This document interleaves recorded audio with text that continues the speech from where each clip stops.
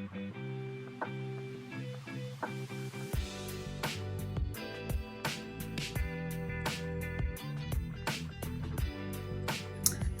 guys, this is Eunice. Welcome to my channel. Welcome to Shaw Herbal Medicine. Welcome to Shaw Herbal Knowledge.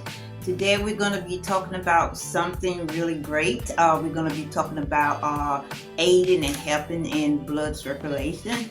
We're going to be talking about ginger and the health benefits of ginger as far as poor blood circulation is and so forth. I did get some questions in this week, talked to some people, and all that, and including myself, sometimes have poor blood circulation, and this is a common thing, and so far, and not just for elderly people. Poor blood circulation, a lot of young people have that too for various reasons and things like that. But we're going to talk about that to try to help, help with that, help put the information out there so that you can redo the research yourself, seek a herbalist or healthcare provider. Because if you do have poor blood circulation, you probably are taking medication, especially if you are elderly, and even if you're not, and so forth, you may be taking some type of blood, some kind of medicine for blood circulation and so forth. So let's just go ahead and get right into it so that we can all know things that can help. Simple thing. This is ginger is a simple thing. We a lot of people use ginger on their foods and so forth. You can make ginger tea, even a elixir. You can even hot tea, cold tea. You can do ginger both ways and so forth, and get that health benefits and so forth. You can also take ginger herbal capsules and so forth, and things like that. Ginger syrup or some kind of form of ginger and so forth to get those health benefits and so forth. So we're going to talk about that and how ginger helps you with blood circulation. Okay, there are actually 4 herbal medicines that do work with poor blood circulation. That's ginger, hawthorn, ginkgo, and turmeric and so forth. But today we're just going to stick with just one of them, and that's going to be that ginger. Ginger improves blood circulation in a couple ways. It lowers your blood sugar, your blood pressure. That is one of the ways it does, and so forth. It also helps. Let me see what that part is. The other one is the structure and integrity of the vein.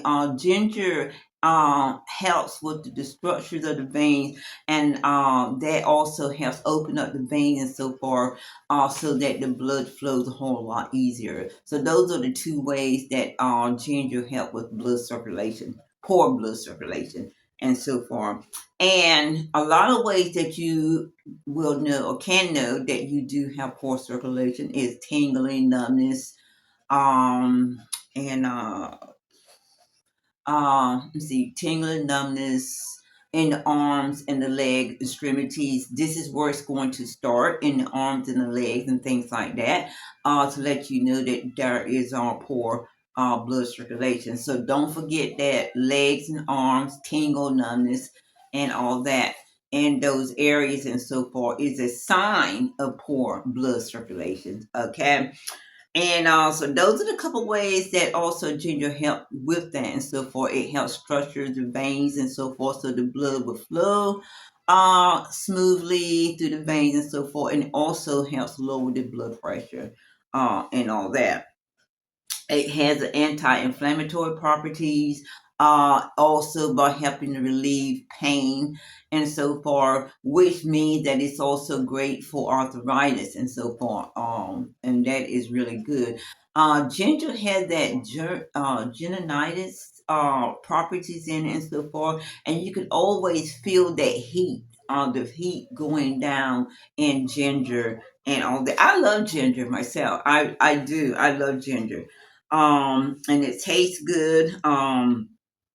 and it's really really great for poor blood circulation and so forth. So it is a good herb to have around and so forth, and this is something that whole families can take. Younger peoples can take if they have these symptoms and so forth. And as I said before, you don't have to be elderly to have poor blood circulation and so forth. That could be other reason why your veins are crashing and so forth, to cause poor blood circulation and so forth. And of course, as you get older, your veins are going to start clashing and so forth, which is going to create poor blood circulation and so forth. And what we need to do is we need to help with something to keep the blood flowing, keep the veins open, wide enough so that the blood will flow properly and so forth, so that you don't have tingling and numbness and things like that. And these tingling and numbness and so forth and things like that also is now called neuropathy and so forth, which is a part of the tingling and numbness and poor circulation and pain and all that. So and ginger, again, is something that we do use at our tables all the time, but we can turn ginger and from a good dessert or a spice for our food into an actual herbal medicine to help us and so forth. So we can go from the table to herbal medicine with ginger and all that. So we're going to make ourselves a nice warm ginger tea, use some honey, makes it really taste good, or you can do a nice elixir, or instead of a nice lemonade, a nice gingerade. There you go, a nice ginger aid and so forth, and drink that and so forth. Put a little bit of honey in there, no sugar, no regular sugar. We're talking about health benefits, herbal medicine and so forth. So we are not going to use sugar. We're going to use for our hot tea, we're going to use a little honey. We're going to also use for our ginger ale instead of lemonade. We're going to use honey as well.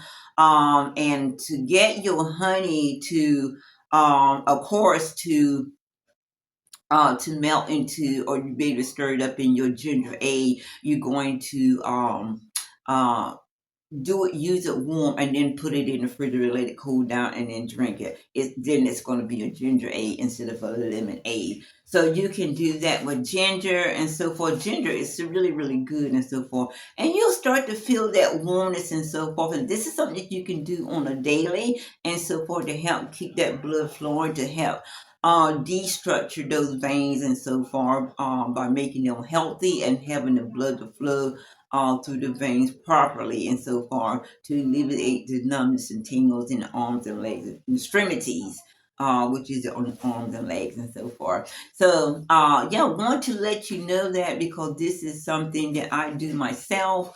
I also do ginkgo. I take a couple capsules of ginkgo, which also helps and so far with that and so forth. As we get older, things are going to happen. It does. It does. We are organic, as they say.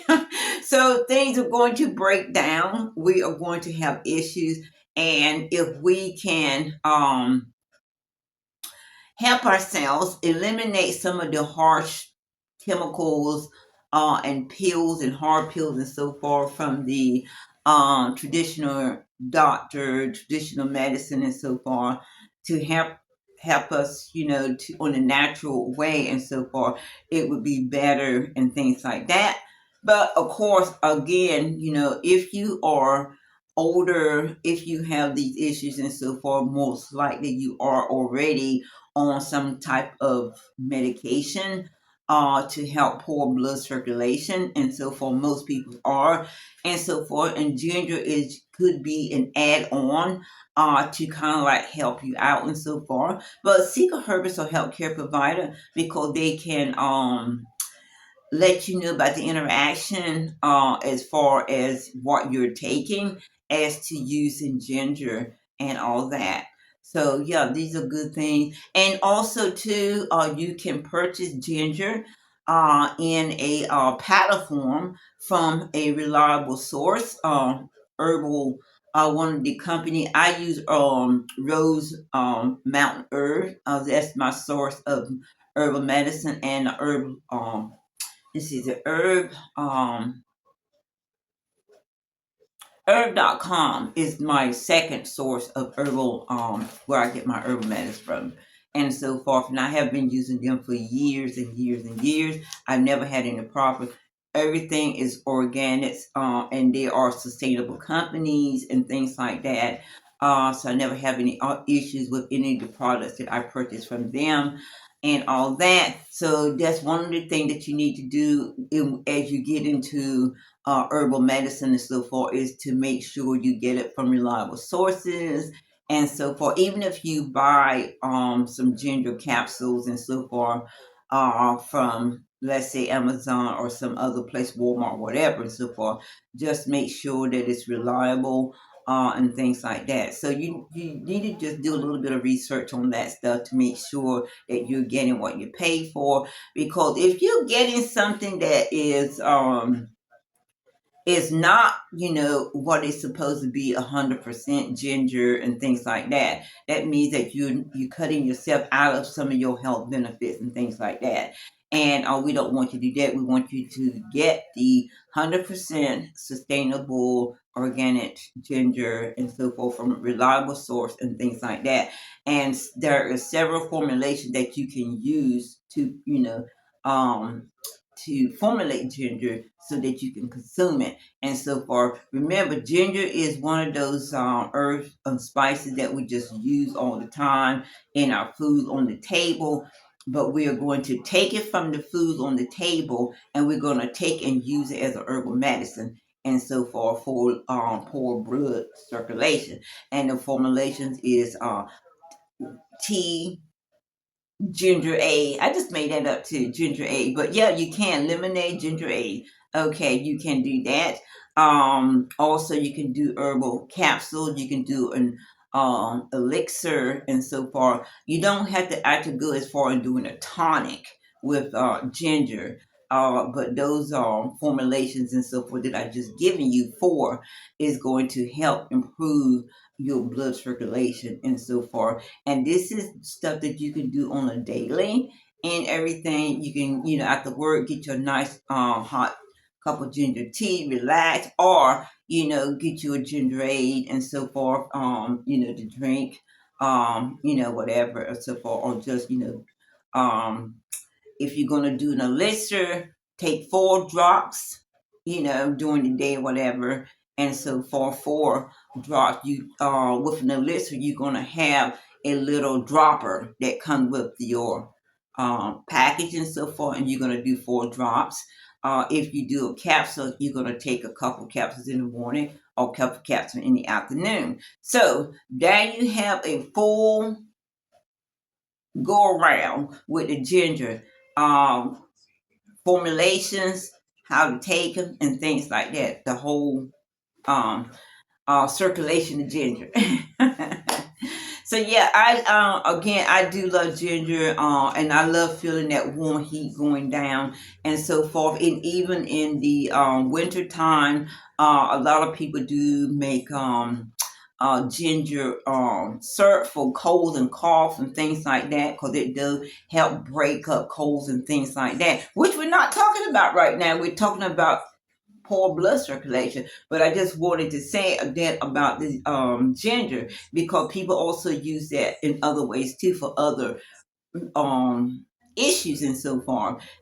Just like with elderberry, they use ginger, making a ginger syrup and things like that for that season and so forth. But we're going to use ginger this way and for our poor blood circulation. So I'm glad to be able to give you this information and so forth. I'm so delighted that I can help you. Keep the questions coming. If you have any questions and so forth, keep the questions coming. Always remember, do your research, do some research, seek a herbal healthcare provider before you begin any herbal regimen and so forth and things like that, so that you can know interactions between your traditional medicine and whatever herbal medicine you're going to take. Okay, so I'm going to go back over it real quick with the ginger and so far before we close out.